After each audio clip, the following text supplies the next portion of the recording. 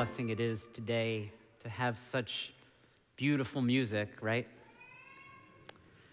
It's good because, I tell you, preaching is for the birds. If some historians had their way, that is what would be on Francis of Assisi's tombstone. These are the jokes, friends. Preaching is for the birds because Francis was famous for deciding to sing his songs and to share his messages about God's love with the animals and the plants wherever he found them. He'd had all about he wanted to have of people. He preferred to preach to the birds. When there's a lot going on in the world, friends, I think of Francis preaching just to the animals around him and building his own little congregation of woodland creatures. This week I had the thought, could I have my own community in my backyard? A little monastery of holy creatures. As I was thinking this, I watched a horde of great-tailed grackles alight into my yard. A charming group. And I thought, here they are. A chance for conversion. No. My feathered congregation, I watched them sort of amble around the way they do, They started to fight over the fallen pecans. That's right. Not pecans, I am told. The pecans. Sorry. And then some of the grackles chased a squirrel away. One of my squirrels. Not too long after that, though, I had seen that the birds had gone. And I knew why. Stationed at the bottom of the great pecan tree was one of the neighborhood cats. And I saw it eyeing that scaredy squirrel coming back down the tree. And I was worried. But before I could get outside to do my pastoral care to my growing congregation, the squirrel hit the ground and spotted the cat and then sprinted up the next tree, this young tree without much cover for the squirrel. The cat gave chase up the tree. And for an instant, I worried about the tiny squirrel's fate, this newest member of my backyard congregation. But the crafty, fluffy rodent made a turn at the top of the tree, defying gravity, then doubled back past the cat, right past it, down to the ground, and up the pecan tree as fast as the cat could even spot it, and was safe.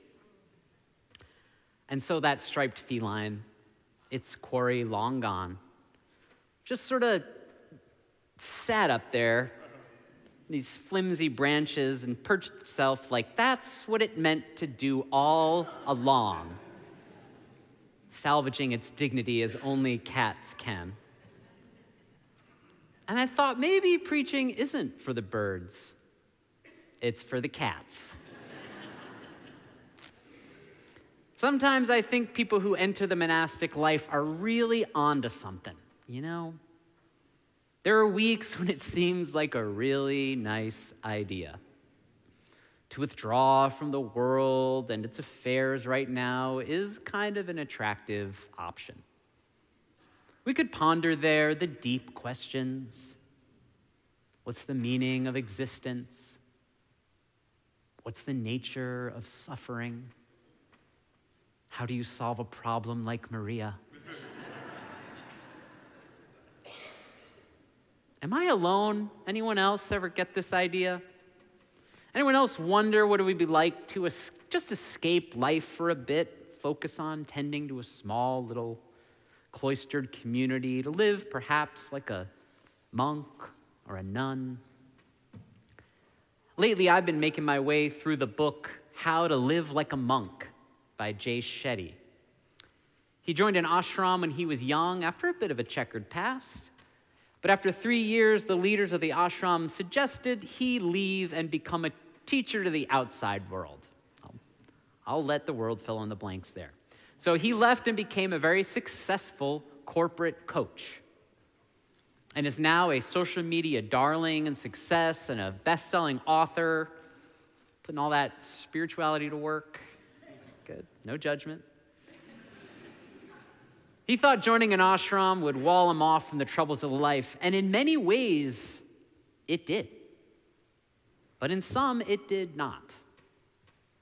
When there is so little to worry about, you worry about what is so little, you know?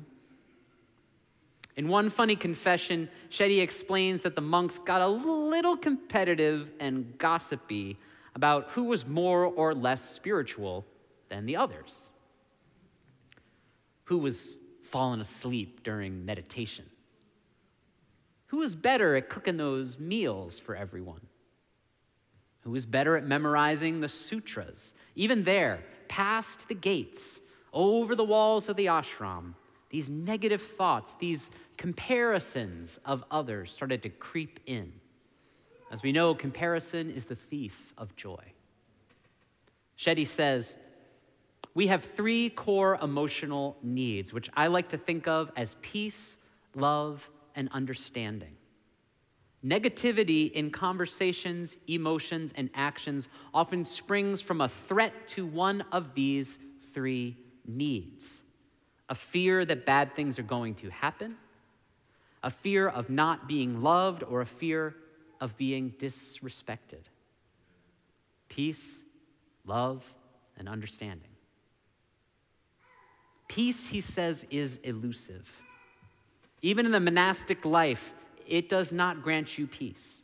In fact, focusing more on its achievement can make it seem harder to get and farther away. How to maintain peace at all times is like asking, how do you hold the tides in balance all on your own? Or to put it another way, how do you keep a wave upon the sand?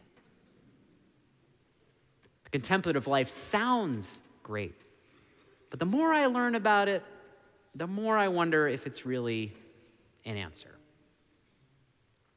This is the second week of Advent. We light the second candle. Advent is the time when we wait for the arrival of something new in this world. The second week traditionally is devoted to peace. Even speaking the word into the world right now feels strange. It feels like peace right now is only the sparest hope of an end to the imminent threat to lives. And at times when I pray for peace, what I confess I am praying for is the mere absence of active harm, threat, or killing for just a period of time. The cat stuck in its tree and the squirrel long gone. But that is far from the ideal of peace. But it is the tree up which violence always chases peace. The thin hope for the absence of violence is all many ever know of peace.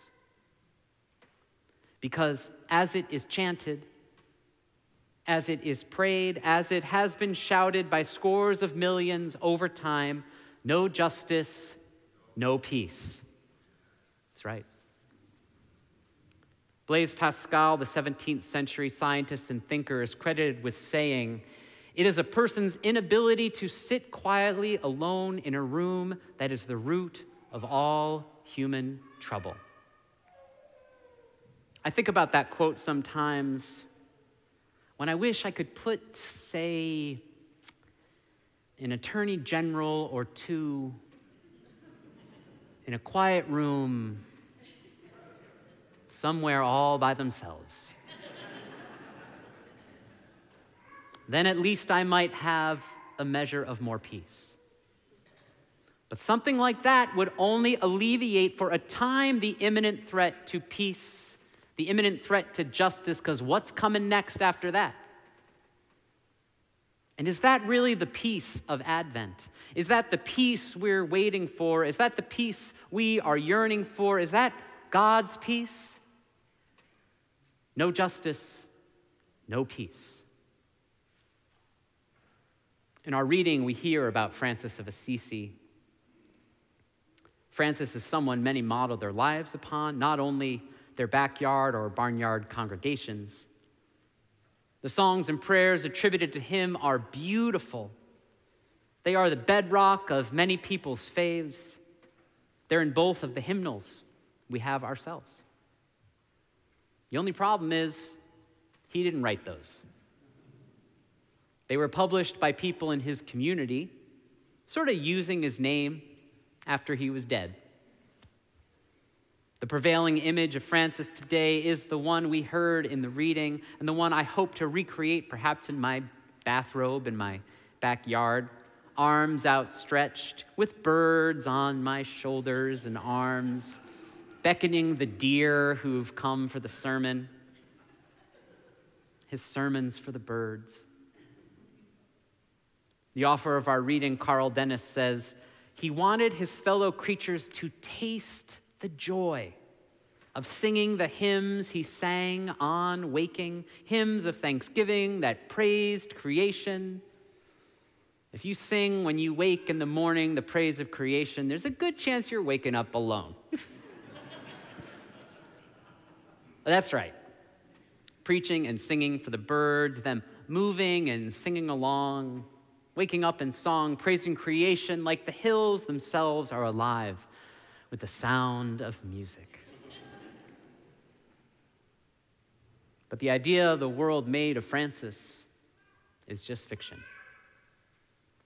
And the poet explains how troublesome this image of the saint really can become when someone in his care is suffering. The fullness of life and death is with us always. Even inside the cloistered walls or barriers we put up to them. And it is a crisis of faith when we face it, but whose faith? In the poem, the poet doesn't ask whether the nun or whether Francis is having a moment of weakness, a crisis of faith. We're human, we all have those. No, the poet's words again, and listen. All she can manage now is to hope for the will not to abandon her God, if he is her God, in his hour of weakness. God's weakness is what the nun is feeling there. For the inability to comfort her in her suffering or to save her from it. And much of the world is now asking, where's God in this? Where's the peace we were promised year after year after year? Right? Where's God's justice? Where's God's peace? No justice? Francis is credited with the saying, preach God's message of love with all your heart. When necessary, use words. So it should not be a mystery why I've been mapping the migratory patterns of great-tailed grackles, or why I've been watching cats and squirrels up their trees. Anyone with a phone or friends or a subscription to a newspaper knows well what might make a soul rise to sing to the birds rather than hold the morning paper and look at the state of the world we share. Late Friday night, the highest court in Texas halted the already painful decision Kate Cox made to end her pregnancy.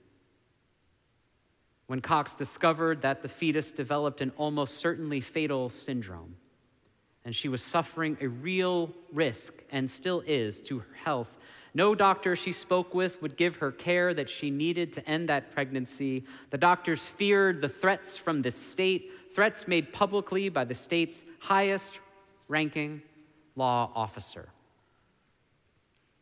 The Honorable Maya Guerra Gamble in Travis County ruled this on Thursday. Her words, the idea that Miss Cox wants desperately to be a parent and this law might actually cause her to lose that ability is shocking and would be a genuine miscarriage of justice.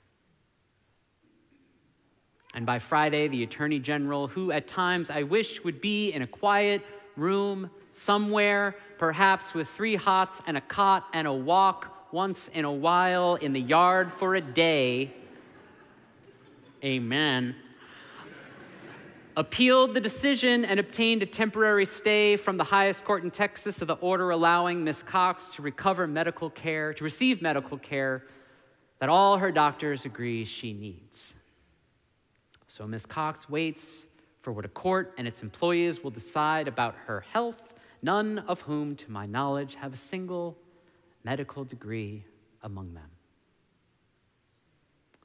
If that is justice, I would not wish it on the birds, not even on a cat.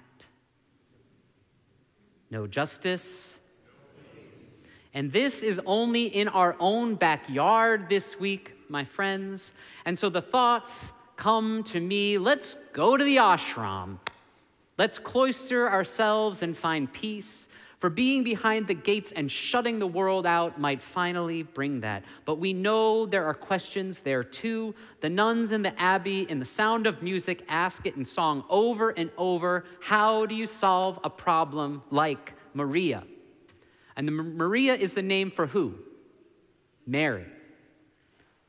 And for millennia, scholars of faith and religion and the Bible itself have been asking the nuns same question. How do you solve a problem like Mary? What does the virgin birth mean? What does she really do in the prophecies to be fulfilled? What does her lineage tell the followers of the teachings of her son? And on and on. How do you solve a problem like Mary? That's easy. More housing for migrants, universal health care, and universal basic income or a living wage. Her problems are solved. With all of those, Mary would not have had any problems in the first place, and we may never have known about her son. I don't mean to be doing a time travel sermon, but if she had all these things, there'd be no Christmas. Because there would have been plenty of room at the inn, baby clothes, a crib instead of a trough, a midwife, and families celebrating instead of cattle lowing as the baby's trying to sleep, and a boy showing up to perform a drum solo for Mary in the middle of the night.